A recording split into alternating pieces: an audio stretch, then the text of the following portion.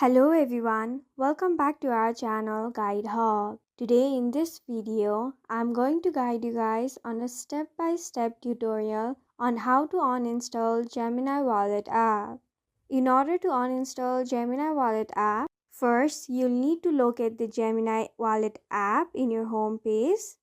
After you locate the app, you'll have to long press on the app icon. There you can find the option that says uninstall. You'll have to tap on that option. You will be asked to confirm if you want to uninstall the app. You'll have to tap on OK option.